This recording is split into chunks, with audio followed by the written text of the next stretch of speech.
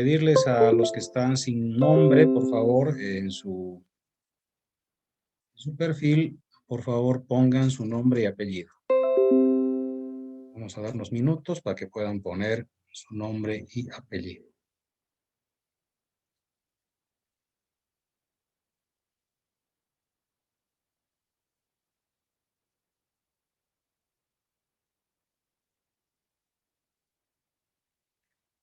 Muy bien, vamos a comenzar la parte teórica.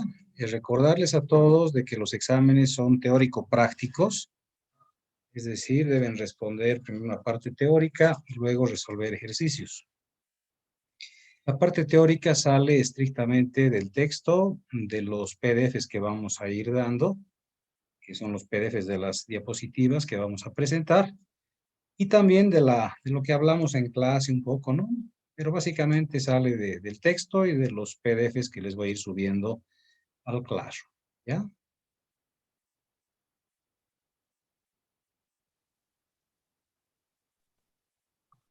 Inge, buenas noches. Sí, adelante. Inge, quería hacerle una consultita acerca de mi plano, pero no sé si puedo compartirle pantalla para poder explicarme mejor. Lo que pasa es que hoy día no es clase de consultas. Lamentablemente las consultas son los días jueves en la tarde. Mm, Entonces, después coordinamos cuando acabe la clase, por favor. ya, Inge, gracias.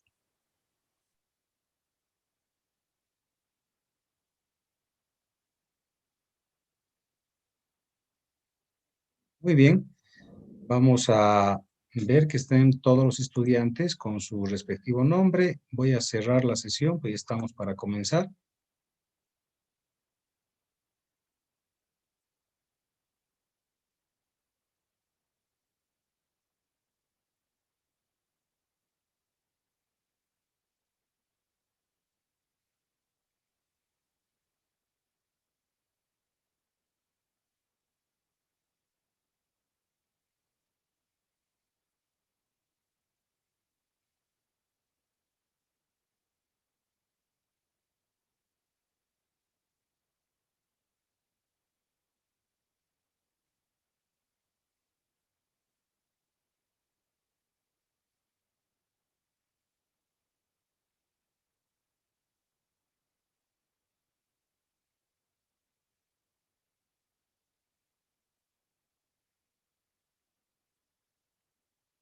Muy bien,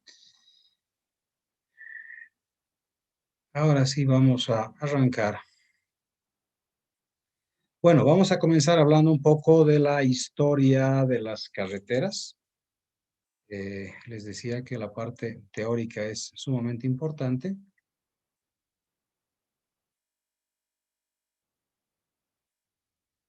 Conocer nuestra realidad también es muy importante. Bueno, las carreteras en Bolivia comienzan en realidad cuando aparecen los primeros automóviles en los principios del siglo XX. Hemos sido siempre un país un tanto atrasado en el tema de desarrollo tecnológico. Vemos los grandes hitos. El primero, en 1925, la creación de la Dirección General de Obras Públicas. En 1932, la Guerra del Chaco. En 1941, la Dirección General de Vialidad. Esos son los grandes hitos que han marcado la historia de las carreteras en Bolivia. A ver, los vamos a ir desglosando un poquito. La parte crítica es cuando Bolivia pierde, ¿verdad?, las costas del Pacífico y transportarse al Pacífico a recoger los productos hasta Arica, en realidad, en una distancia de 830 kilómetros desde Cochabamba, ¿no? Entonces, este traslado se lo hacía mediante acémilas, ¿no? O sea, mula, a lomo de mula. Y aquí, al lado derecho, vemos una de esas imágenes, uno de esos caminos, que estaba diseñado justamente para el traslado de eh, productos, ¿no? Hay una familia que se ha vuelto, pues, millonaria en Cochabamba solamente por hacer este transporte, ¿no? El señor compró, iba comprando mulas y tenía casi 100 mulas y lo que él hacía era llevar papa hasta las costas marítimas y volvía con los productos, ¿verdad? ¿Qué cosas traían? Desde alfombras, imagínense, hasta perfumes europeos. Entonces, todas esas cosas iban trayendo a lomo de mula y este señor se volvió magnate, que hasta el día de hoy sus herederos, pues, tienen, pues, grandes empresas, ¿verdad? Increíble. Bueno, la figura es que el transporte era realmente, pero desastroso, ¿no? Bueno, pero lo que tenemos que pensar acá es que en estas épocas, ya a finales del siglo XIX, en Estados Unidos ya estaban comenzando con la construcción de pavimentos rígidos. Ya tenían automóviles, o sea, es bastante triste ver que aquí no había esa tecnología, no había ese deseo, ¿verdad? De, pues, de desarrollarse, ¿no? Permítame un cachito, voy a pedir silencio aquí en mi casa, están haciendo bulla.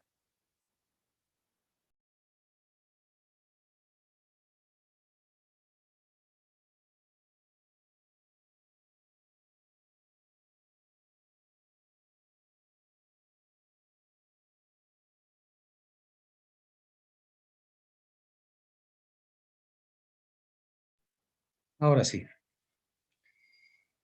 Bueno, ¿cuál es la problemática de esto? Que seguimos en el siglo XXI, en muchos sectores del país, o en algunos sectores del país, se sigue transportando a lomo de mula. Esa es la triste realidad que estamos viviendo y seguimos viviendo, ¿verdad? Cuando se pierde el Pacífico, ¿verdad? La salida al Pacífico, en 1888 se da inicio a la construcción del ferrocarril Antofagasta-Oruro, ¿no? Que sube desde el nivel del mar hasta 4.815 y con una longitud de 1.537 kilómetros. Bueno, esto era parte de la indemnización, ¿verdad? Lamentablemente la pérdida de las costas bolivianas fueron pues un plan macabro, ¿no? Muy triste. Entonces perdimos nuestras costas marítimas. He buscado imágenes justamente del lado boliviano, pero fíjense, he encontrado esta foto que pertenece a Chile. Y acá podemos ver nosotros, se lee, ¿verdad? Dice, voy a poner el punterito, acá dice Salitre, Chile. El chileno siempre ha sido nacionalista, es un país extremadamente nacionalista, ¿no? Valoran mucho lo propio, es un poco que nos falta a nosotros valorar lo propio. Y aquí vemos esas bolsas, dice Salitre, Chile, pero miren el tamaño de las letras, o sea, como para que vean desde una gran distancia, ¿no? Bueno, perdemos el Pacífico, no teníamos caminos, ¿verdad? Y en 1925 se crea la Dirección General de Obras Públicas. El problema de esta Dirección General de Obras Públicas es que el trabajo era absolutamente ineficiente, porque no habían ingenieros viales en el país, ¿verdad? No se tenía equipo de construcción de carreteras, ¿sí? Aquí vemos la apertura del camino al Chapare, ¿verdad? Para esto ya pues se tuvieron que comprar algunos equipos y donaciones y un montón de cosas. ¿Mm? En 1932 ocurre otro hito muy importante que es la Guerra del Chaco. No habiendo aprendido del Pacífico, ¿verdad? Para que tengan idea, el ejército boliviano tarda casi un mes, ¿no? En llegar al Pacífico, ¿verdad? Después de la toma, un poco más de un mes que van caminando, ¿no? Llegan a las costas del Pacífico unos soldados cansados a pelear y combatir, mientras los chilenos ya estaban pues debidamente asentados, ¿verdad? Ya habían tomado todas las costas, han esperado un mes a que llegue el ejército, ¿verdad? Algo similar pasa en la Guerra del Chaco.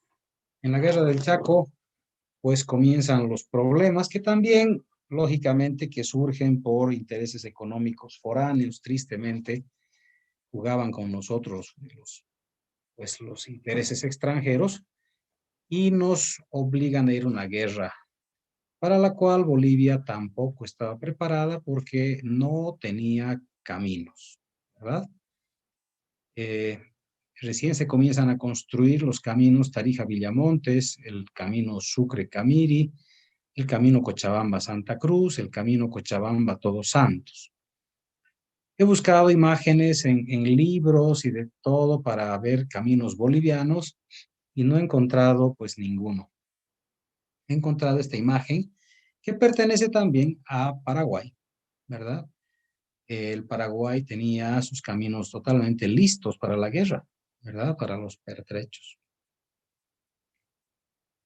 Bueno, perdemos el Chaco, porque sí hemos perdido una gran extensión de territorio, ¿verdad? Paraguay ha duplicado su territorio. Paraguay era muy chiquitito. Yo los invito a que vean las imágenes, busquen en Google cómo era Bolivia antes de la guerra del Chaco, ¿verdad? Y dónde estaba Asunción del Paraguay y dónde queda ahora. O sea, Paraguay casi ha duplicado su territorio, quitándonos el Chaco. Bueno, una vez que se perdió el Chaco, se crea, parece que esta vez sí se ponen las cosas claras y se crea la Dirección General de Vialidad con el objetivo fundamental de desarrollo carretero. Pero había un problema muy grave, el país no tenía dinero. Y esto es algo que suena, pero pues absolutamente irracional, porque nuestro país en esos momentos era el principal productor de estaño del planeta. O sea, el dinero era realmente impresionante cómo se manejaba con los varones del estaño, ¿verdad? Pero no conozco mucho de la política de esa época, ¿verdad? He leído un par de libritos nada más que, bueno, hace muchos años. Creo que voy a buscarlo para leer nuevamente. Hay un libro de la historia de los varones, pero lo que puedo rescatar de esa lectura de hace tantos años es que estos señores no pagaban pues impuestos, ¿verdad? Entonces todo el dinero se iba del país, tanto es así que en la Segunda Guerra Mundial Patiño mantiene un hospital en Francia, ¿verdad? Bastante grande, construye y mantiene un hospital para la Segunda Guerra Mundial. Pero Bolivia no tenía plata para construir su primera carretera asfaltada. En 1941 tiene que prestarse dinero para hacer esto, ¿no? Y es bien triste, de verdad que entristece mucho ese, digamos, esa dejadez con nuestra propia patria, ¿no? Porque estos varones del estaño podrían haber hecho crecer mucho nuestro país.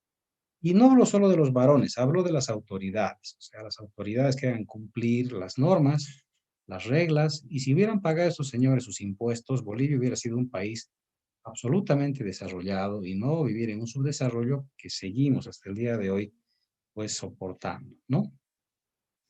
Y bueno, nos prestamos plata, no había equipo de construcción de carreteras, lógicamente, pero en 1941 se tiene el primer préstamo bancario internacional del banco Eximbank para construir la primera carretera asfaltada que fue Cochabamba-Santa Cruz. Esa fue la primera carretera asfaltada y vamos a ver más adelante sus características. En 1955 ya se crea el Convenio de Cooperación Boliviano-Americano. Bolivia se rinde y pide ayuda, ¿verdad? Y los Estados Unidos pues brindan esa ayuda, ¿sí? Con el objetivo de mantener la red troncal, ¿verdad? Y lograr la capacitación técnica. Además de la donación de equipo pesado, ¿verdad? Estados Unidos trae muchísimo equipo pesado, que al final con ese equipo pesado y con esa capacitación técnica, en el año 1961 se crea el Servicio Nacional de Caminos. Fíjense que ha sido un camino muy largo, muy tortuoso hasta la creación del Servicio Nacional de Caminos, que al final comienza a trabajar de una manera integral únicamente en la parte de caminos, que ha trabajado, bueno, hasta el día que se ha eliminado. Aquí vemos, bueno, antes de pasar a la eliminación del servicio, vemos acá a los héroes. Estos son los héroes que han hecho el túnel, los túneles de Camino al Chapare, ¿no? Eh, Realmente bastante complicado, con ese taladro han trabajado estos señores y, bueno, son dignos de recordarlos pues con mucho respeto y admiración. El año 2006 se crea la Administradora Boliviana de Carreteras. La ley 3506 del 27 de octubre dispone la liquidación del Servicio Nacional de Caminos. Espérenme un cachito, por favor, me están haciendo bulla aquí en mi casa y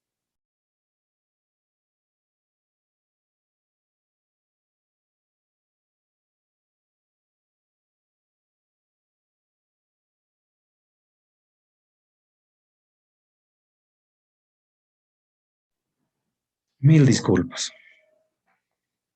Bueno, les decía que el 27 de octubre de 2006 se dispone la liquidación del Servicio Nacional de Caminos y el mismo día se crea la Administradora Boliviana de Carreteras, que es la que está trabajando hasta el día de hoy.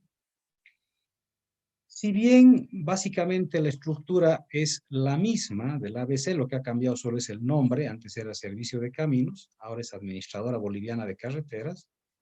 Lo que hace la administradora es un buen intento de mejorar y crear los manuales de diseño geométrico, de asfaltos, de tráfico, etcétera. O sea, contratan una empresa para que pueda generar manuales renovados, porque los manuales que teníamos del servicio de caminos eran de los años 70.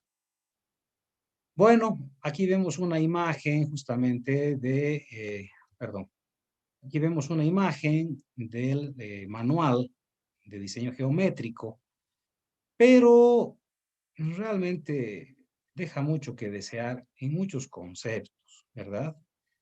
Yo he quedado muy preocupado, muy triste en primera instancia, porque cuando salió esta licitación, ¿verdad? Por cada manual creo que la ABC ha pagado $40,000, no estoy seguro de los precios, ¿verdad? Pero mandamos una carta como San Simón, mandamos una carta y dijimos, todos los ingenieros viales, incluyendo a 10 estudiantes tesistas, vamos a preparar los nuevos manuales para la ABC. Así decía la carta. Y vamos a cobrar el 20% de lo que tenían presupuestado con las otras empresas, porque la universidad no es una entidad de lucro, pero sí eso necesitábamos para pagar papelería, para pagar las visitas a zona de obra, para impresiones, no sé, para todo el trabajo. Pero el 20% de lo que iba a pagar la ABC, íbamos a presentar un manual recontra actualizado basado en todos los manuales más importantes del mundo. Bueno, nos han respondido, han tenido la gentileza de responder y han dicho, lo siento, pero este es un contrato el cual tiene que ser facturado y tenemos ya la empresa que ha ganado el concurso y listo, ¿no? ¿Por qué les digo triste? Porque si se fijan acá en este manual, esta es la curva de retorno que hemos hablado un poquito el primer día de clases. Pero si nos fijamos acá con detalle, ¿verdad? Y tal vez muchos están con su celular, no van a lograr ver, pero les voy a subir los manuales a Classroom para que puedan descargar en PDF. Acá el sistema utilizado Angular es el sistema centesimal. Estos señores nos mezclan en su manual el sistema sexagesimal, usan en algunos capítulos, y en el mismo capítulo en realidad nos mezclan este tipo de gráficas con sistema centesimal. O sea, esto está mal, no podemos mezclar sistemas de unidades, ¿verdad?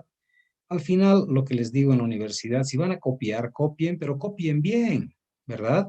Si vamos a copiar, yo no les voy a pedir que inventen, o sea, esta curva de retorno existe, lógicamente, han buscado en otro manual, la han copiado, pero nos tomaremos el trabajo de editar un poquito en AutoCAD, en algún programa graficador, ¿verdad? Y donde dice 400 grados, pongamos pues 360, ¿verdad? Corregiremos, donde dice 200 grados, pondremos 180. Entonces, ese es un trabajo razonable de edición, ¿verdad? No estamos haciendo simplemente una copiar y pegar, ¿sí? Esa es la parte que podríamos observar. Entonces, cuando ustedes revisen el manual, es bien triste decirles esto, porque se acuerdan en topografía, cuando les decía bibliografía, les decía, pueden usar cualquier libro de internet. Solo tengan cuidado porque algunos libros europeos utilizan los grados centesimales. Nada más, pero es bien triste ahora que les diga lo mismo en carreteras que en topografía, que les diga, bueno, tengan cuidado al usar la norma boliviana, ¿verdad? Suena bastante extraño.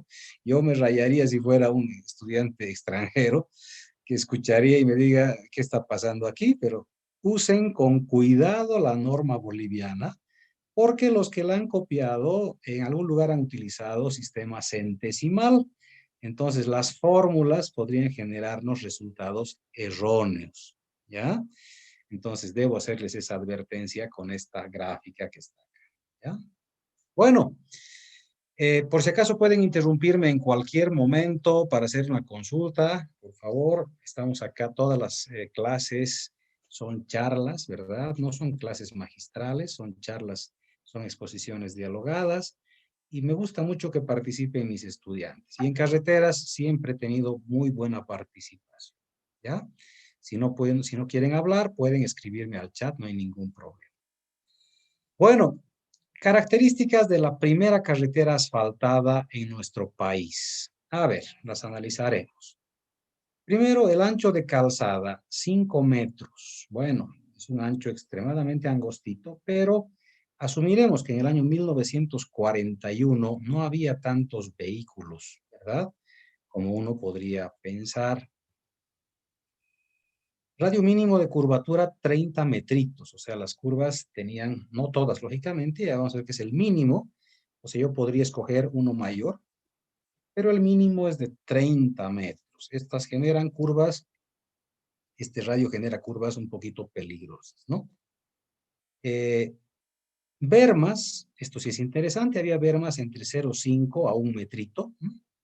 Es un valor muy razonable y con esto pues ya el ancho de calzada mejora bastante en el cruce de vehículos, ¿no? La superficie de rodadura, aquí sí habría que hacer una pequeña pausa tal vez, pero o volvemos acá a la charla después. Tratamiento superficial doble, ¿ok? Ahorita vamos a explicar esto. Y les decía que en esta materia llevamos la parte de diseño geométrico, pero también les enseño la parte de construcción de carreteras, porque eso no aprenden en ninguna otra materia y salen después a la vida profesional sin haber visto cómo se construye, ¿verdad? Entonces, hoy día vamos a ver, ahorita vamos a ver qué es el tratamiento superficial doble, ¿ok?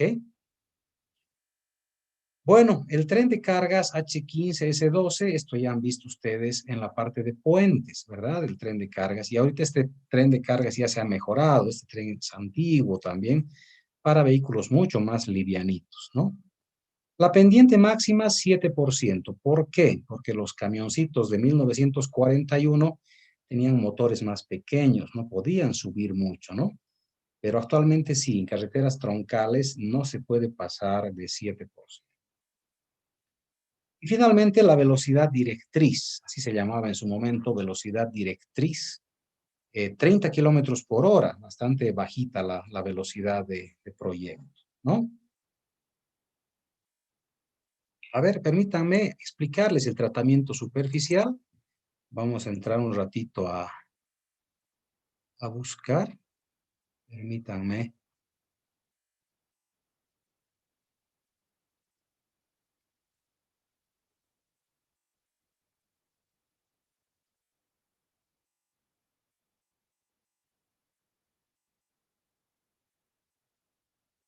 Es importante que hablemos esto para que se entienda qué es lo que estamos pretendiendo.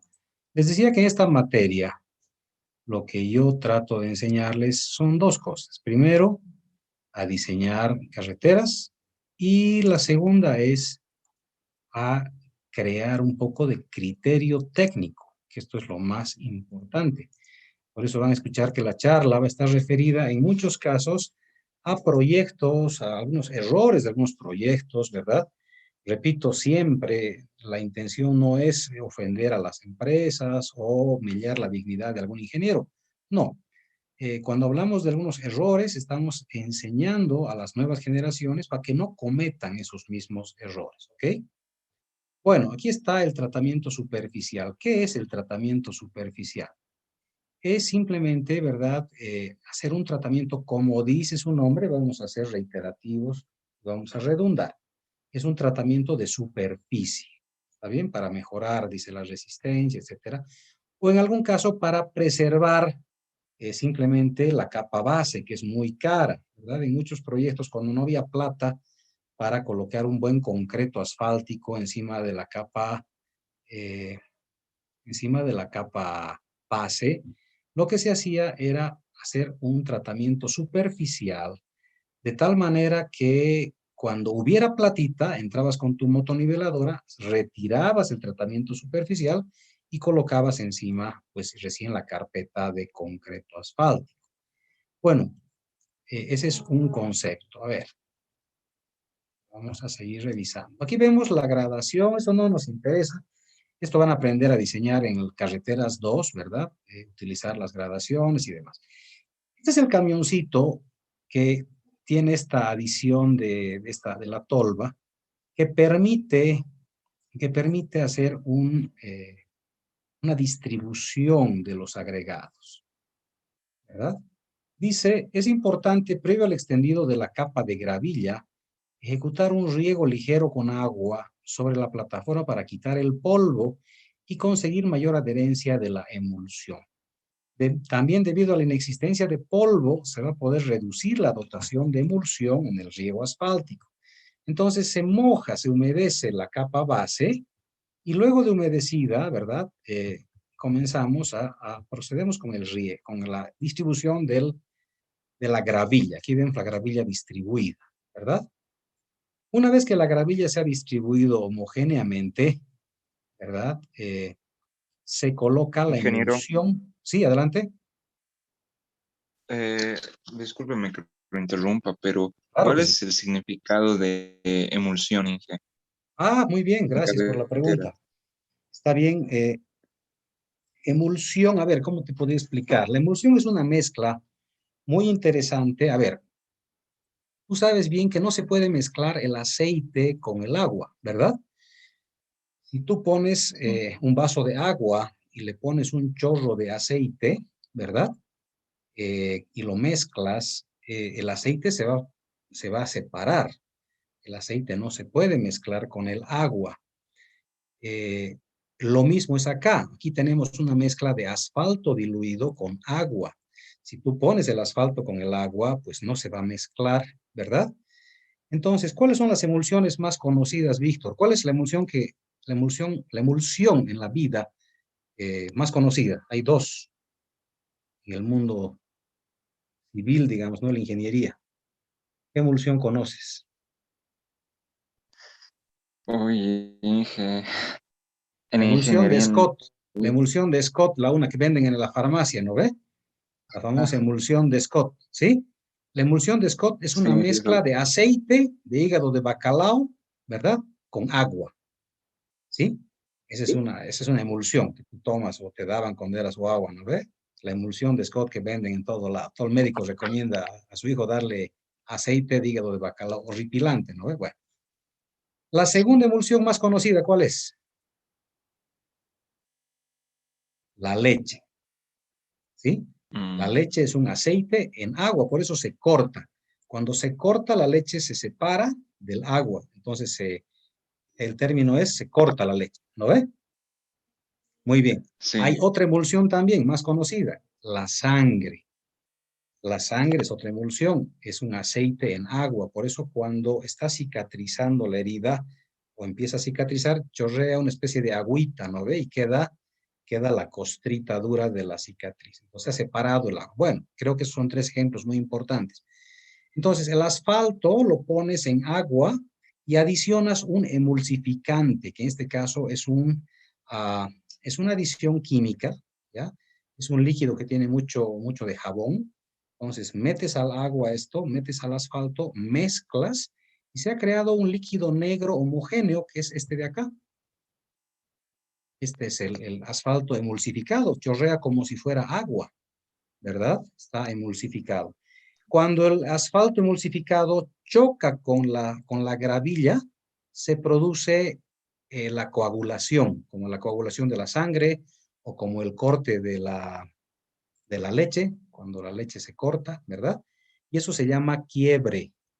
Cuando la emulsión toca las piedras, ¿verdad? Se produce el quiebre y se separan el agua del asfalto. Entonces, el agua se va a evaporar y el asfalto va a quedar adherido a las piedras. Eso es, Víctor. Muchas gracias por la pregunta. Usted bien, gracias por la Ha aclaración. sido clarito en la explicación, me ha gustado, por cierto. Gracias por la pregunta, jamás me va a molestar una pregunta. Bueno, aquí dice, continuando con la emulsión, en días de viento rompe antes, por eso lo que decía su compañero, gracias por la pregunta. Esta rotura es la coagulación, es la separación del aceite del agua, es la separación del asfalto del agua, ¿no? Bueno, entonces, ya está aquí la emulsión, están comenzando a echar encima de la gravilla, ¿verdad? Y eso es el tratamiento superficial simple. Si queremos hacer tratamiento superficial doble, volvemos a echar una capa de gravilla, ¿verdad? Y encima de esta capa de gravilla volvemos a echar la emulsión asfáltica, o puede ser asfalto calentado también, ¿verdad? Cualquiera de los dos, volvemos a echar, no hay ningún problema. Bueno, ese es el tratamiento superficial. Si fuera triple, el tratamiento triple, se vuelve a echar otra capa de gravilla por tercera vez, se vuelve a regar con el asfalto diluido o la emulsión asfáltica y tendríamos un tratamiento superficial triple. ¿Está bien? Eso quería mostrarles. Después creo que ya no hay más fotitos. Aquí están. Solamente las Ingeniero, recomendaciones de... Sí, adelante. disculpe que lo vuelva a interrumpir. No, no, dale. Hacer este triple tratamiento que usted acaba de mencionar es beneficioso para las carreteras. Mientras más tratamientos es mejor para la carretera o cómo. Perfecto. Estaba justo a punto de llegar a eso. Ahorita te explico. Primero mostraremos esta fotito y aquí nos muestra que los pitoncitos deben estar todos limpiecitos, ¿no? Aquí vemos los pitoncitos. Todos tienen que estar limpiecitos. Si alguno está taponado, pues no voy a poder construir mi proyecto, ¿no? La compactación se la tiene que hacer sin vibrar, porque si vibramos se va a destrozar todito, como se podrán ustedes imaginar, ¿verdad? Entonces, la compactación con rodillo simplemente muerto, ¿verdad? Se da unas cuantas pasadas y listo, está terminado. Una vez que enfría, si es que estábamos utilizando asfalto caliente, o una vez que se termina la evaporación del agua, si estuviéramos usando emulsión, ya pueden circular los vehículos. Bueno, yendo a la pregunta de su compañero, ¿verdad? Vamos a ir a la siguiente presentación. Ahí les voy a explicar.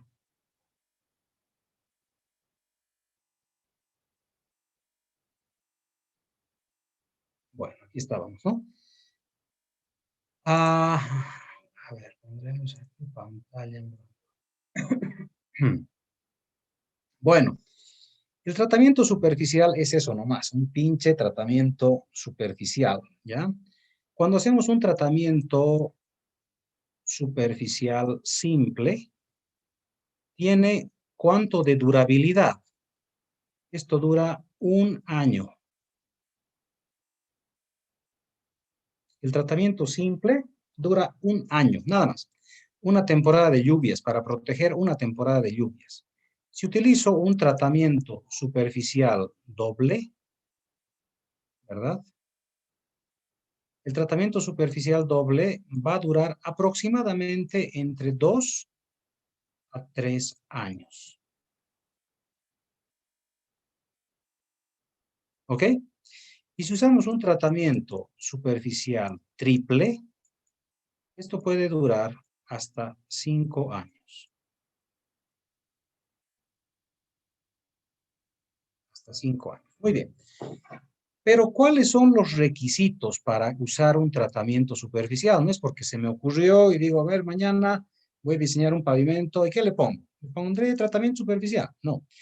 Necesito varios elementos. Número uno, que en la zona llueva poco.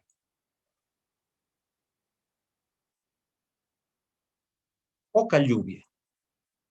¿Por qué razón?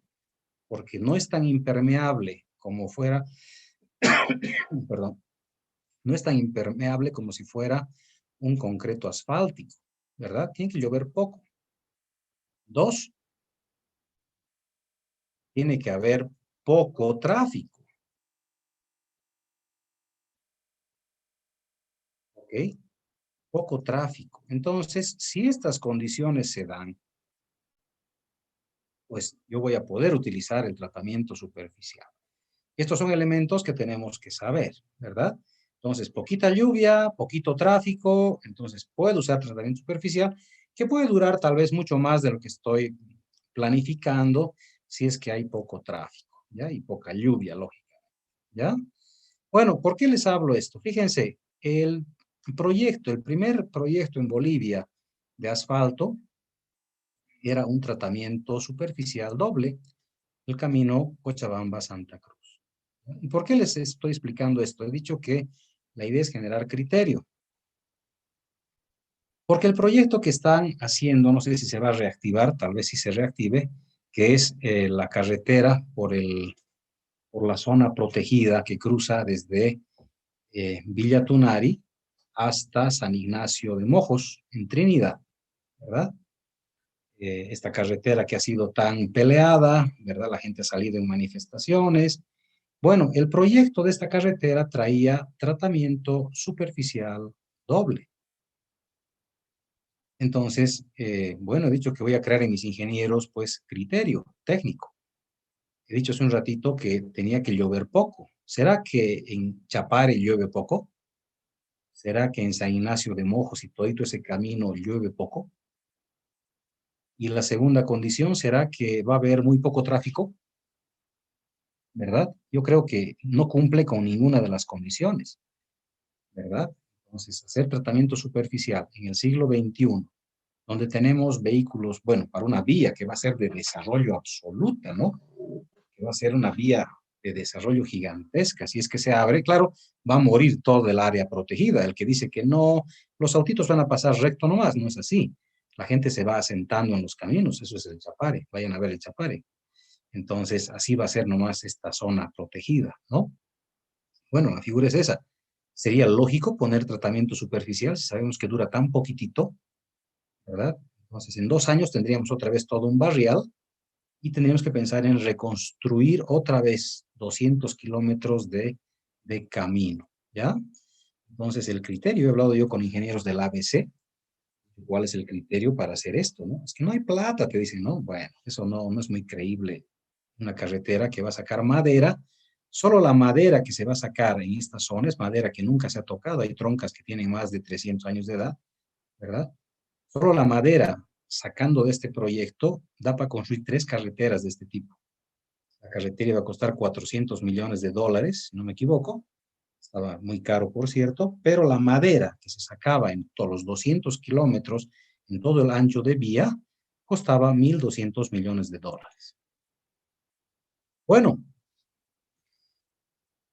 las carreteras de montaña, esta imagen es muy bonita, porque nos muestra la cordillera real, por donde tenemos muchos caminos, ¿verdad? Hemos circulado nosotros acá por todo este sector, tenemos caminos muy lindos, en la cordillera real. Entonces, hacer caminos de montaña, pues es bastante complicado.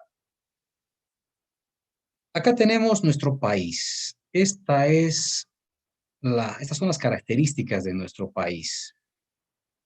Toda la zona roja es la zona caliente, la zona cálida, los llanos, ¿verdad?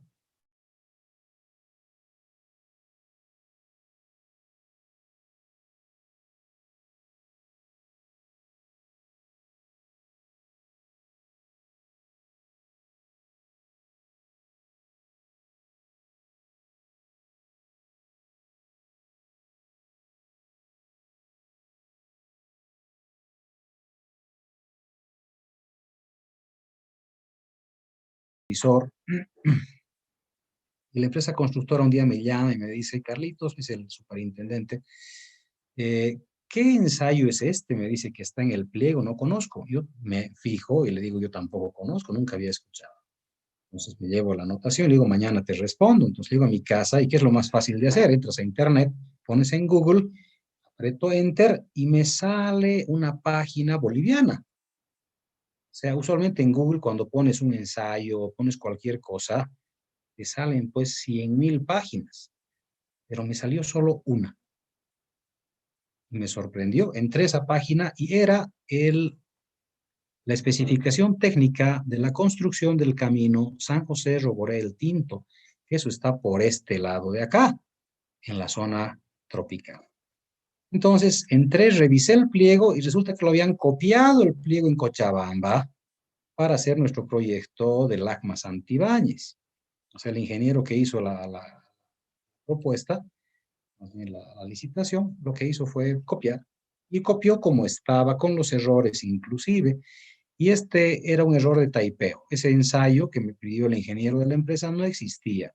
Buscamos luego en la norma AASHTO y no había nada de eso, era un error simplemente. Pero gracias a ese error descubrimos que nuestro pliego estaba copiado totalmente y por eso no coincidía. Todos los asfaltos, de sellos, todos los elementos de condiciones de vaciado y demás eran para el trópico. Entonces nos tuvimos que reunir otra vez con la empresa constructora, con los de la gobernación y de manera planteamos, yo como supervisor dije, el ingeniero que ha preparado esta propuesta ha copiado y ha copiado mal un pliego que no pertenece a Cochabamba, pertenece a Roboré, que está en otras condiciones climáticas, ¿verdad? Y lamentablemente estaba ahí el ingeniero y puso su cara ahí de vergüenza, recibió llamada de atención de su jefe y todo eso, ¿no? Pero por eso, podemos ir preparando ya un pliego desde ahora, ir leyendo, teniendo un pliego nuestro que esté revisado, porque vamos a revisar si alcanza el tiempo, ¿verdad? Especificaciones de otros proyectos, y van a ver que hay cosas, pero absolutamente irreales, ¿ya? Que copiamos, que no leemos, ¿verdad? Y bueno, debo anunciar por si acaso acá que las especificaciones de pavimento rígido de la alcaldía Cochabamba, yo las hice, pero las hice cuando tenía la edad de ustedes. La hice cuando estaba recién egresadito, ni siquiera estaba titulado, ¿verdad? Yo la hice y tiene errores, tiene errores. Ahorita ya me fijo y a veces leo y me pongo rojo por unas cosas que he escrito, ¿verdad? Pero en tantos años la alcaldía sigue manejando la misma especificación. Entonces tuve que escribir a planificación y decirles, por favor, cambien estas cositas. Y yo hice ese pliego ya hace muchos años y tiene estos errorcitos que preferimos cambiarlos, ¿no? Lo que me sorprende es que nadie tuvo, digamos, las ganas de poder cambiar esas cositas, ¿ya? Bueno, las precipitaciones en Bolivia, lo que decíamos, justamente aquí está Villa Tunari, Virgarzama, toda la zona del Chapare es el charquito de Bolivia, ¿no? ¿Por qué charquito? Porque llueve hasta 7 metros de columna de agua al año. Imagínense lo que son 7 metros de agua, ¿no? Comparado aquí en la zona de Potosí, que llueve apenas, ¿verdad? 100 milímetros. ¿Mm? ¿Qué les parece? ¿No? Aquí tenemos 7,000 milímetros en el Chapare y en Potosí tenemos entre 100 a 400 milímetros de agua al año. Casi nada, ¿verdad? Entonces, es una zona que tiene demasiada humedad, ¿sí? Bastante humedad. Si nos afecta, claro que a la hora de construir tenemos que tener mucho cuidado con eso. La aridez en Bolivia. Esto también es bastante crítico. Cuando di el curso de pavimento rígido en Trinidad, les pregunto, bueno, siempre que he dado este curso de pavimento rígido, les pregunto cuál es la experiencia local a todos los ingenieros, cuánto pavimento rígido han construido, ¿no? En Oruro te cuentan, en Cochabamba, en La Paz, Sucre, Potosí, todo lado tienen pavimento rígido, pero en Trinidad les da ataque de risa. Yo me molesté un poco, dije, ¿de qué se están riendo, no? O sea, dije algo gracioso. Les pregunté, ¿cuál es el motivo de la risa? Me dicen, ingeniero, en Trinidad no tenemos un solo metro cuadrado de pavimento rígido. Le pregunté por qué. Me dice, porque el agregado lo tenemos que comprar acá y el cubo de agregado nos cuesta aproximadamente $100. Imagínense, aquí el cubo de agregado no pasa de 100 bolivianos y resulta que en Trinidad costaría $100. Es por eso que utilizan para sus hormigones ladrillo picado, ¿no? Bastante triste. Bueno, ya tiene pavimento rígido Trinidad. Hay una licitación a la cual me quise presentar, pero hay una empresa cruceña que ha ganado y es la entrada al aeropuerto, ¿tá? Con pavimento rígido, recién han construido, ¿no? Hace unos 3, 4 años. Y es lo primero que tiene Trinidad de pavimento rígido. Ahora, el tema de aridez. El suelo acá es bastante blando. Si yo voy a cortar los suelos en Trinidad, ¿verdad? En Santa Cruz y estas zonas, el suelo es bastante blando, ¿no? Pero si vengo a la zona de Potosí, ya encuentro terreno rocoso y con roca bastante dura. Entonces sufro haciendo taladro, ¿no? Tengo que taladrar la roca y demás, ¿no? Cuando visité la mina Huanuni en 2014, encontré uno de sus compañeros que estaba trabajando ahí en el camino frente a la mina. Y el tipo me dice, ingeniero, esto no es una carretera, esto es una escultura. Me dice, mira la roca, estoy haciendo carretera en la roca. Tal cual, era dinamita, taladro, y avanzaban por día muy, pero muy poquito. Bueno, la evapotranspiración también nos causa algún tipo de conflicto ya en la etapa de construcción de las carreteras. Fíjense que la zona oriental es la que más evapotranspiración tiene. ¿Qué es la evapotranspiración? Es todo el agua que sale de la tierra, de las plantas, de la gente, de todo el agua que se evapotranspira, ¿sí? Entonces, fíjense acá que en la zona templada y en la zona fría casi nada, ¿verdad? Casi nada, ¿sí? En Cochabamba parecería que no hay mucha evapotranspiración, pero hemos tenido un problema de pavimento en la avenida Chimoré. Los que conozcan la avenida Chimoré, hemos tenido un problema ahí bastante complicado. Vamos a entrar a ver cómo ha sido el problema y cómo se ha originado. Bueno, lo que ocurre es que aquí está la avenida Chimoré. Estaba, o si no, dibujaremos, a ver, vamos a borrar esto. En la avenida Chimoré se tenía empedrado. Vamos a ver las piedritas acá, ¿verdad? Un sector, todo estaba empedrado. ¿Ok? Bueno, la cosa es que aquí abajo se tiene el nivel freático. Exactamente se ha medido después y la altura al nivel freático era en promedio más o menos 2,41 metros. O sea, no era muy profundo, más bien no era, claro, a veces es muy profundo el nivel freático, pues no era muy profundo, ¿verdad? Estaba a 2,41 metros ya el agua. Bueno, ¿qué ocurría? Este es el nivel, digamos, del subrasante, debajo del empedrado. Entonces, lo que ha ocurrido es que los señores de la alcaldía, en este caso, para hacer los ensayos de suelos y para hacer la pavimentación de la avenida Chimore, retiraron toda la piedra. Entonces vamos a borrar esta piedrita. Han retirado toda la piedra con equipo pesado y listo, ¿no? Entonces, laboratorio de suelos va a hacer ensayos de penetración para ver cuál es la resistencia del suelo para hacer un diseño de pavimento para esta avenida. Entonces llegan los amigos de la alcaldía, ponen acá sus penetrómetros y comienzan a hacer el ensayo de penetración y en realidad no entraba el penetrómetro. Daban golpes y golpes y parecía un suelo cementado. No entraba. Yo le digo, tienes que excavar 15 centímetros, hacer un hueco de 15 centímetros, porque eso se seca con el sol, y a partir de los 15 ya comienzas el ensayo. Y me dice, ingeniero, hemos hecho eso y no entra, está durísimo como piedra. Entonces, laboratorio de suelos con su ingeniero hacen el diseño y dicen directamente que colocar acá encima la losa de hormigón. Hay que poner acá directamente la losa de hormigón. Perfecto. Entonces, le hacemos caso al laboratorio, colocamos la losa de hormigón, una maravilla. Pasan los días correspondientes para la liberación después de que gane resistencia el hormigón, y cuando pasa el primer camión, ¿verdad? Aparece el primer camioncito, pues la losa se raja, se rompe, todita esta losa se destruye, termina rota. Entonces, otra vez va al laboratorio y les digo, bueno, sacaremos un cilindro y vemos qué ha pasado con lo que está abajo, ¿no? Entonces se saca el cilindro, comienzan a perforar, vamos a cambiar de color para que mejore un poquito la explicación. se perfora un cilindrito, ¿verdad? Con diamante y se saca un cilindro para ver la resistencia del hormigón, ver todo, qué es lo que ha pasado. Se extrae el cilindro y cuando se saca el cilindro sale un barrial, pero total.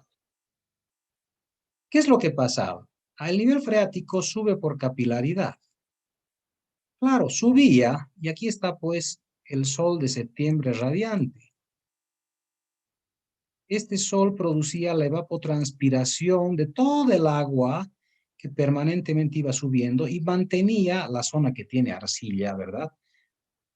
En una resistencia, pero terrible, o sea, porque el agua prácticamente llegaba a la superficie y quedaba evaporada. Se iba muy rapidito, ¿verdad? No se olviden que el agua busca el camino, pero el agua se evaporaba permanentemente. Bueno, como se puso la losa de hormigón, el agua se comenzó a juntar acá y reblandeció todita la arcilla que estaba por debajo.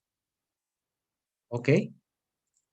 La hizo tiras y se dañó todito. Tuvimos que reconstruir todita la avenida Chimoré. Y es por eso que con esta visión, ahora en adelante, siempre que enseño pavimentos, les digo a mis estudiantes, nunca se olviden poner acá la capa subbase. Aunque el terreno sea muy bueno, aunque el terreno tenga muy buena resistencia, ¿verdad? Verificaremos nivel freático, aunque esté el nivel freático profundo, no importa. Siempre debemos construir una capa drenante subbase. Hemos puesto en la Chimoré una capa subbase de 20 centímetros. Hemos hecho una entubación al sistema de alcantarillado, ¿verdad? Hemos colocado tubos a la cámara de alcantarillado y este tubito, ¿verdad? Está drenando agua a las 24 horas del día al alcantarillado. El agua sigue subiendo. Pero ahora la capa subbase está trabajando, ¿ya? Esto es muy importante, siempre les enseño y espero pues me escuchen y no cometan el error de hacer pavimentos directamente sobre empedrado sin capa subbase, ¿ya? Bueno, los suelos en Bolivia son absolutamente dispares. Esto sí es, eso es lo lindo de la vialidad, lo que les decía el primer día, ¿no? Cuando estábamos construyendo pavimento rígido aquí arriba, arriba de la avenida Suecia, la parte de arriba se llama Alto Cochabamba. En un tramo de Alto Cochabamba hemos encontrado cambio de suelo en un tramo de no más de 200 metros. Es decir, en 200 metros de longitud, menos, inclusive 170, en 170 metros hemos encontrado 4 cambios de granulometría de suelos, ¿verdad? Y realmente quedas sorprendido. A veces esperas que los cambios sean en tramos más largos, pero ahí está. El estudio de suelos nos muestra que esas cosas pueden ocurrir, ¿ya? Bueno, el país está dividido en 3 regiones geográficas, básicamente. La región andina, con 28%, ¿verdad? Que nos va a presentar lugares como estos. Y esto nos va a mostrar que cada uno de estos sectores, digamos, como hemos llamado estos regiones, tiene diferente tratamiento, ¿sí? Cada uno de ellos requiere diferente tratamiento por la dureza del terreno, por el tipo de vegetación, por el tipo de agua subterránea, etcétera, ¿no? Cada uno de estos requiere estudios diferentes. Aquí vemos igual, fíjense las subidas, etcétera. Hay zonas con nevados, zonas frías, etcétera, ¿no? La subandina, que está con el 13%, está comprendido por valles y yungas, a una altura media de 2.000 metros sobre el nivel del mar. Entonces, aquí tenemos los yungas, ¿verdad? Los valles. Pues, de caso, yungas no es un lugar, si bien se llama los yungas, donde viajamos en La Paz, pero yungas es un término que denota una tipología climática. O sea, decir yungas es como decir valles. ¿Está bien? ustedes van a otro país, también tienen sus yungas, porque es una tipología climática de acuerdo a clasificación que han debido llevar en geología, la clasificación climática, ¿no? Bueno, los valles. Entonces tenemos aquí en Cochabamba los valles altos con escasa vegetación, ¿sí? Y las serranías moderadas que son difíciles nomás de cruzar. Y finalmente los llanos. Los llanos son la mayor cantidad de territorio. Entonces tenemos zonas, pero realmente muy grandes, Chacos, departamento de Pando, norte de La Paz, Beni, Cochabamba, Santa Cruz, Chuquisaca, Tarija, etcétera, ¿verdad? Aquí vemos la zona chaqueña, por ejemplo, una zona bastante agreste, ¿sí? Yo he tenido la suerte de trabajar casi en todo el país, excepto en la zona de Pando. No he logrado llegar tan lejos, me encantaría alguna vez, pero realmente es muy, muy complicado llegar tan lejos, ¿no? No he dado clases y es la única universidad en la que no he dado clases, también la Amazónica de Pando. La otra vez les dije, aunque sea yo me pago pasaje, pero invítenme a dar clases. Nada, ni así, no he ido a dar clases a Pando. El Chapare, ¿no? Es una zona llana, pese a tener cordillera y el cerramiento que produce justamente el microclima chapareño, encierra las nubes y produce lluvias tan copiosas, ¿verdad? Es una zona baja, ¿no? Y la zona oriental que está caracterizada básicamente por la cantidad de agua que tiene, la cantidad de ríos, ¿verdad? Que la parte difícil acá en la zona oriental no viene a ser tanto el tema de carretera, sino más el tema de puentes. No se olviden que la carretera está unida a los puentes. Un ingeniero vial tiene que saber carreteras 1, geometría de carreteras, carreteras 2, que es el diseño de pavimentos, tiene que saber estudio de suelos, se tiene que saber suelos, mecánica de suelos, tiene que saber topografía, básicamente topografía, y tiene que saber puentes. Si sabe puentes más, es un ingeniero vial absolutamente completo, ¿no? Bueno, esta es la figura que les ponía, creo, en la presentación. Todo esto obliga al ingeniero a que hagamos proyectos realmente muy, muy resistentes en todo caso, durables, seguros, ¿verdad? Entonces tengo que esforzarme para tratar de dar la solución en función a las condiciones del terreno que se me están presentando, ¿ya? Muy bien. Con esto se acaba el primer capítulo de teoría. Entonces, teníamos, creo, algunas preguntas. Karen tenía pregunta de su proyecto. Entonces, bueno, sí, hoy día vamos a romper un poquito la rutina, dado que están ustedes trabajando. Voy a escuchar preguntas, ya que este jueves tienen que presentar su primer plano, ¿verdad? Sí o sí, con los trazos correspondientes. Entonces, adelante, Karen, escucho ahora sí tu pregunta. Pero Y perdón, un ratito, Karen, discúlpame. sí, sí. De todo lo que hemos hablado ahorita, daremos la palabra como siempre para ver si alguien tiene alguna duda adicional, alguna aclaración. Tenemos todavía tiempo para nuestra materia. Permítanme enchufar la computadora.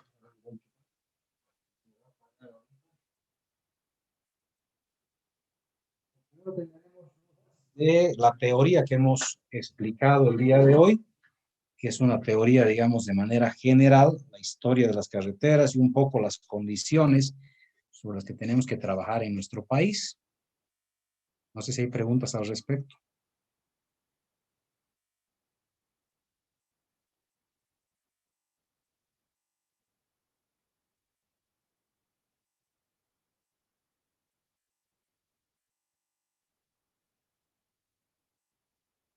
Pues parece que no. Entonces, adelante, Karen.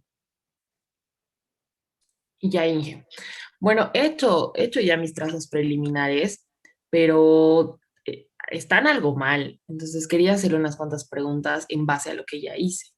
Adelante, va a beneficiar a todos las respuestas. No sé si puede dejarme compartir pantalla porque le saco una fotito. Está permitido, dale. No, no puedo. A ver. Dice que no. Ah, tienes razón, ahora sí. Ya, aquí está Inge.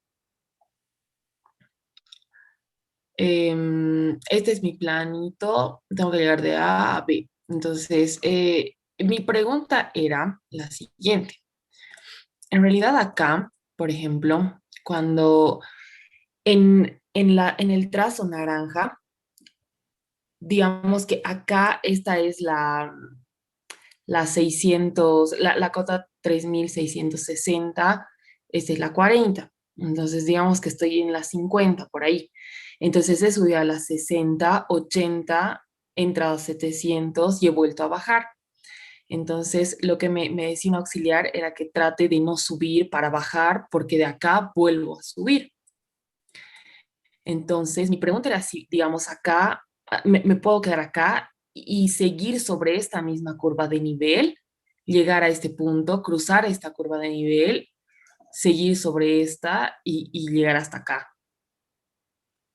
Sí, se puede. En realidad, a ver, déjalo tu plano ahí quietito un ratito.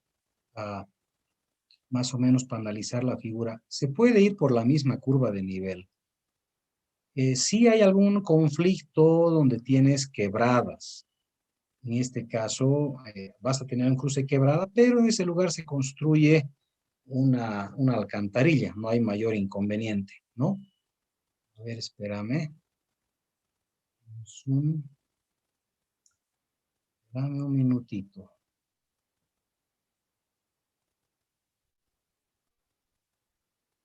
Voy a buscar lapicero. ¿Alguien sabe cómo encuentro el lapicero? Creo que aquí arriba, Inge, así cuando se va arribita y aquí dice anotar. Entonces, creo que este puede ser ese igual. Debería poder, pero no encuentro el pinche lapicito. Ah, sí, ya lo encontré. Ya lo Ya. encontré, gracias. Bueno, sí, a ver, básicamente podrías, una cosa que está mal, por ejemplo, acá, que he dicho que no deberían hacer, es este punto de acá. No voy a cambiar colores, voy a poner uno que resalte un poquitito más, este creo que resalta más. Esto de acá, grosor. Dame,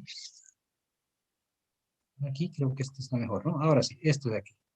Este tramo está mal, ¿no? O sea, estás yendo una curva, en este caso bajando una curva para subir a la otra, ¿no? Ujú. No tiene sentido. Puedes cruzar directo, ¿no? O sea, en este caso deberías haber ir directo, así, ¿verdad? Sin tocar la curva de nivel. No necesitas tocar esa curva de nivel, ¿no? Ya. Ese es uno de los problemas. Ahora, en este otro trazo de acá, sí, no es recomendable hacer una subida para volver a bajar, pero a veces no hay otra opción. O sea, sé que los auxiliares siempre van a dar el mejor consejo posible, ¿no? Pero a veces no se olviden que no hay otra opción. Entonces, yo me acuerdo una vez que un estudiante me planteó su diseño y me dijo, yo quiero hacer de aquí a este lugar. Y realmente era bastante difícil, no se podía llegar. Yo le digo, haremos una cosa, cambiaremos la equidistancia. Aquí tu cerro está muy complicado. Bajaremos equidistancia 10 metritos para que sea más fácil. Y el estudiante me dijo, no, yo quiero hacer ahí porque ahí es mi casa, me dijo. Él venía del campo y me dijo, yo vivo ahí, esa es mi casa. Quería hacer un camino hasta mi casa. Yo le dije, perfecto. Entonces buscaremos un plano topográfico un poquito más grande porque él vivía, bueno, la punta del cerro, pero había que hacer un desarrollo mayor. Entonces, el diseño que tú has trazado acá, bueno, está bien, en este caso, este que estamos analizando, ¿no ve? El anaranjado, siempre y cuando no tuvieras otra opción. El que está con rojo parece ser un poco el más correcto. Te va a permitir, vamos a enseñar el día jueves a hacer el trazo definitivo y va a permitir un trazo un poquito mejor. Claro. El de la derecha, el azul, a ver, vamos a ir viendo, aquí viene un punto, no hay problemas. Aquí cruza este punto, aquí viene esta curva, está bien. Ahora, aquí tienes ya un pequeño problemita, porque la distancia que se Pero Inge, marca con una el compás... consulta Sí, antes. sí, dale, dale. Te escucho.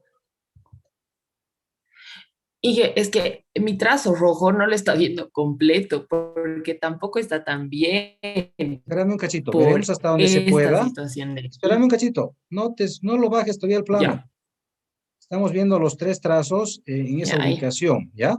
Luego vas a bajar el plano y vamos a seguir revisando la otra parte, ¿ya? Acá te decía, Ya, ya. esta parte de acá, la distancia del compás no está cumpliendo. Acá, esta distancia de acá, más o menos viendo a ojo, calculando a ojo, ¿verdad? Siendo que estas sean Ujú. 222, esto debe ser más o menos unos 100. Entonces, con 100, tu pendiente acá aproximadamente ya es del 20%. En este trámite, tu pendiente ya es de 20%. ¿No ve? Sí. Básicamente es la figura. A ver, espérame un cachito. Bueno, vamos a ver ya. Tengo que revisar un poquito mis funciones en Zoom. Raro.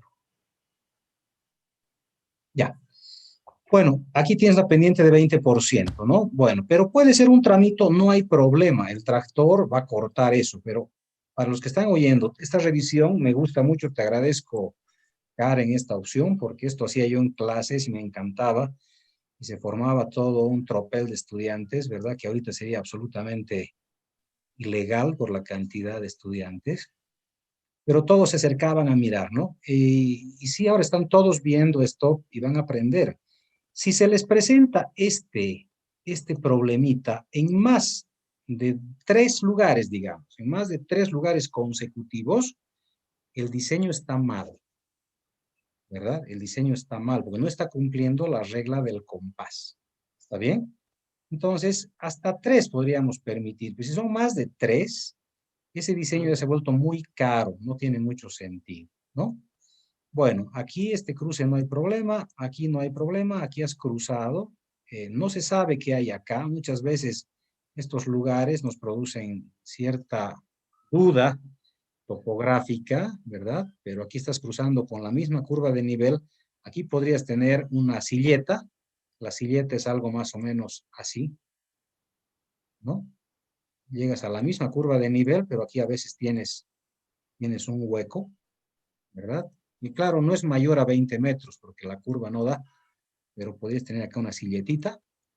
Pero bueno, acá continúa, no hay mayor inconveniente. Acá sí tienes ya un error con el trazo azul, que es lo que te decía. Aquí estás subiendo para volver a bajar. Esto debería continuar directo, ¿sí? Ujú. No tiene sentido Ya, lo que les decía. Estás subiendo a la 3700 para volver a bajar a la que está más abajo. ¿Ya? Ahora sí lo puedes subir. ya. Y dije, mi duda era acá igual, en este tema, que sé que no está bien, pero mi duda era que sí o sí tengo que cortar la curva de nivel siguiente. Por ejemplo, si hasta acá llego bien, Bájalo un puedo hacer así. poquitito, no logro ver eso. Bájalo un poquitito más, por favor. Ahí está perfecto, ya. Ahí, a ver. Es que si lo Ahora sí. suelto, no sé, queda. A ver, espérame un ratito. Ahí Lo voy está a bien, poner. ahí está bien, ahí está bien. Ahí está ¿Ve perfecto. ahí? Ya. Entonces, digamos, si llego hasta acá, ¿por qué he venido acá? Me pasa lo mismo en esta parte, por ejemplo, con el compás bien.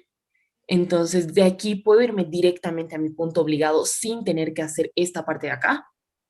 Sí, eso va a ocurrir en el trazo definitivo. Eso les voy a enseñar a hacer el día jueves. O sea, Ya, y acá pasa lo mismo. por ahora no Acá, necesitas hacer eso. de aquí puedo cruzar aquí porque ¿Va? esto no tiene Sí, mucho sentido, sí. esto no se puede construir. O sea, eso que está ahí arriba no Exacto. se puede construir, ¿verdad? Entonces, sí, vas a tener que pasar directo acá, pero ahorita no. O sino en tu trazo definitivo. Ahorita estás cumpliendo con la regla del compás lo más que se pueda. No hay problema de eso. Cuando hagas tu definitivo, sí, esto va a pasar rectito acá. Cuando hagas tu definitivo, esto sí va a pasar rectito acá. Eso vamos a enseñar el día jueves. Ya, Inge. Entonces, como mi conclusión es el tema de que sí puedo hacer lo del compás sobre una misma curva de nivel. Esa era una de mis más grandes dudas. No hay compás si es sobre la misma curva de nivel. No hay Ya, necesidad claro, o de... sea, si hiciera, digamos, de acá hasta acá, que es lo que me ha corregido, y de acá Sí, hasta acá se puede, sin obviando este punto sí, de acá. exacto, claro, pues sí, recto. Tú Y de puedes acá definir. hasta acá, puedo omitir esta curva de acá. Ahorita, ¿No? ahorita no. Ahorita Ya. no. Sí o Ahorita sí tengo tienes que que usar pasar la por regla del todas. compás porque estamos haciendo el trazo preliminar. Ya, Pero vas a eliminar la mayor cantidad de curvitas en el trazo definitivo. Eso lo vamos a enseñar el día jueves. ya. Ahora, de acá, de este punto del trazo azul, puedo hacer hasta aquí, por ejemplo, y para evitar esta parte de acá, hacer aquí otra, digamos, y cruzar así y así, o sea, hacerlo así como que una curvita aquí. Se puede cruzar estos, en realidad. Lo que pasa es que aquí no sabemos qué está ocurriendo topográficamente. Usualmente cuando se presenta esto, tratamos de tener curvas un poco más, con equidistancias menores para ver qué es lo que está pasando acá, ¿no Ah, ve? ya, Entonces, no nos complicaremos en realidad. Puedes tratar de dar la vuelta, es cierto, pero la otra opción que vamos a tener que tomar es que vas a tener que dibujar las curvas entre este punto y este punto, ¿verdad? Dibujar las curvitas, ¿verdad? Aquí tienes 20 metros de diferencia, ¿sí? Es la misma curva, no es la misma curva, pues claro, no hay diferencias. Sí, no tenemos ubicación en Google Maps, ¿no? Para saber qué es lo que está pasando acá. Entonces aquí se presenta una incertidumbre topográfica, no sabes qué es lo que está pasando. Eh, ya. Aquí se presenta quebradita, en este lado tienes quebradita, ¿no? Sí, para evitar este cruce, tal Ahora, vez Inge, puedas venir por acá, hacer un cruce más pequeño por acá, salir así, ujú, ¿no? Pero te ya. genera una curva Ahora, cuando bastante hago el fea. ramal, Sí, por ejemplo, he tratado de que sea a punto,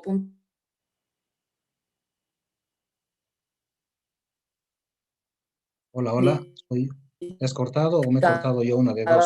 era que no puedes ir así, o sea, en forma de Y. Karen, no sé si es mi internet o el tuyo, pero te escucho como robot. Te has cortado. Inge, ¿ahora me escucha? ¿Puedes repetir, por favor? Ahora sí. Ah, ya, mi duda era de acá, del punto que está ahorita como una Y, que es, digamos, de mi punto A a mi punto B con una ramal hacia el punto obligado. Entonces, esta parte de acá tendría que ampliarla hacia la derecha, o sea, como que abrirla hacia este lado y de ahí que salga mi ramal. No te entiendo la pregunta. O sea, esta parte está bien. Esto. No, los ramales no pueden salir de un punto como este. Ujú. Los ramales salen de tramos rectos, es decir, si tú tienes un punto, digamos, que sea así y sale así, tú decides sacar un ramal acá en este lugar, ¿verdad? Eso está mal. ¿Por qué? Porque en esta intersección que se llama punto de inflexión, ¿verdad? En este lugar tú vas a tener que dibujar una curva. Ahí vas a tener una curva. Entonces, este punto de intersección, ¿qué vas a hacer? ¿Dónde vas a intersectarlo? Entonces, no puedes sacar una intersección de una curva, es extremadamente peligroso. Las intersecciones, los ramales más bien salen de los tramos rectos. Entonces, si tú tienes acá un tramo recto, pues de acá va a salir la intersección o el ramal, ¿verdad? En un tramo recto tiene que salir. No puede salir el ramal en una curva. Súper, Inge. Ahora sí, todas mis dudas están aclaradas. ¿Alguien más que tenga una pregunta aprovechando el plano de Karen? Ya. Aquí tengo una pregunta, dice, ¿alguna bibliografía o libro que nos recomiende para poder realizar las especificaciones técnicas? No, no hay libros de especificaciones técnicas, al menos yo no tengo. Lo que se hace es revisar varias especificaciones de diferentes proyectos y vamos adecuándolas poco a poco. Entonces, el proyecto de pavimento rígido San José Roborel Tinto, pueden ustedes buscarlo en SICOES. La página es SICOES, SICOES, escucha, mi letra en mouse es bien chistosa, este es, por si acaso, SICOES, borre mi nombre un cachito, .gov.bo,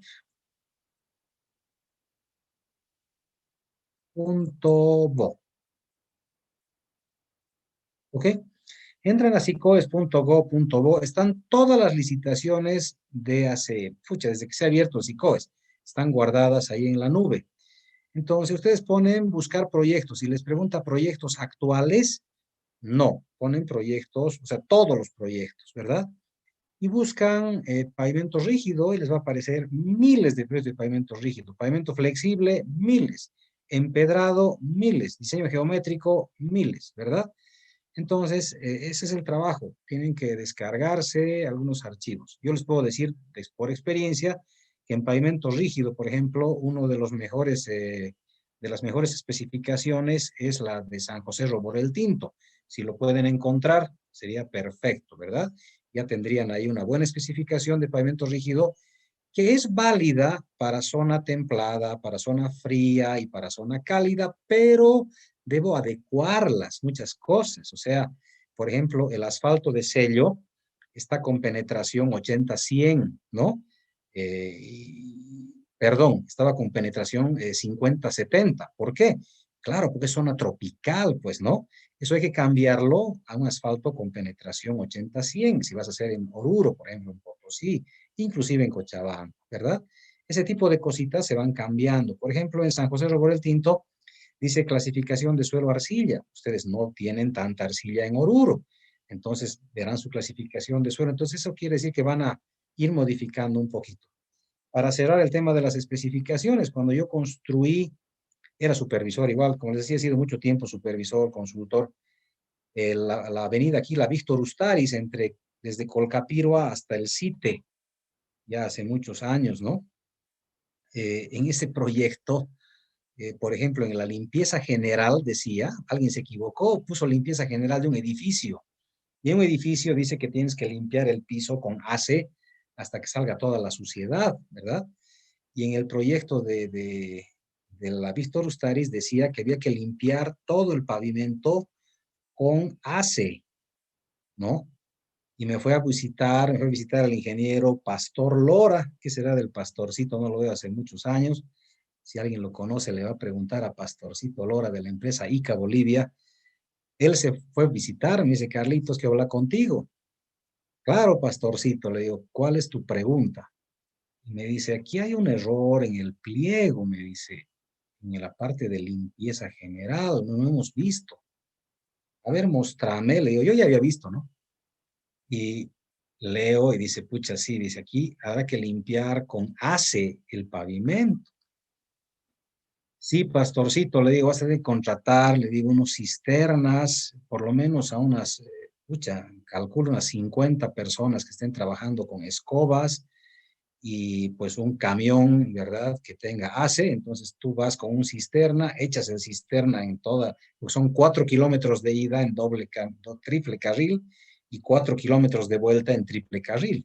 Entonces le digo, vas echando el AC, ¿no ve? El cisterna pasado antes, entonces la gente atrás comienza a sacar toda la mugre y por detrás viene otro cisterna y otro grupo de gente que trapee. Se quedó paralizado, pastor, y me dijo, ¿estás bromeando, no ve, Carlitos?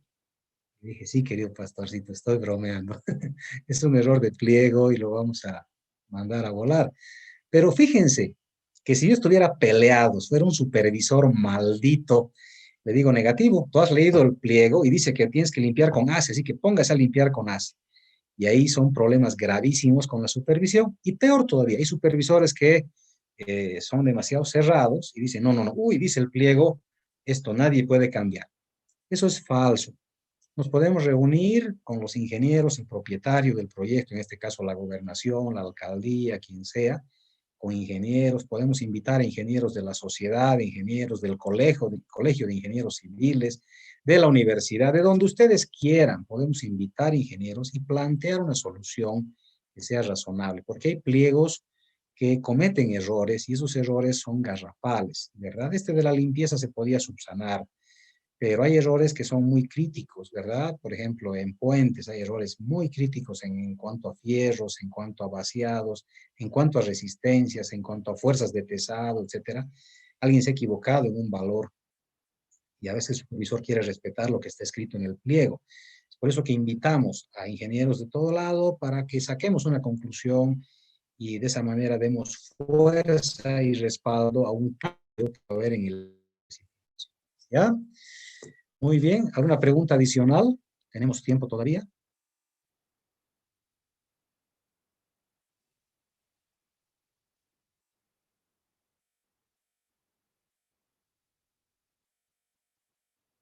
Muy bien. Si no hay pregunta, les agradezco como siempre su presencia a todos. Nos vemos el día jueves para avanzar ya a la segunda parte de la parte práctica. O sea, las clases van a ser así más o menos. Un día hacemos parte teórica, otro día hacemos parte práctica. Gracias, Karen, por tu pregunta. Creo que nos ha ayudado un poco a todos. Un abrazo Gracias. para todos, jóvenes. Nos vemos el día jueves. Cuídense mucho.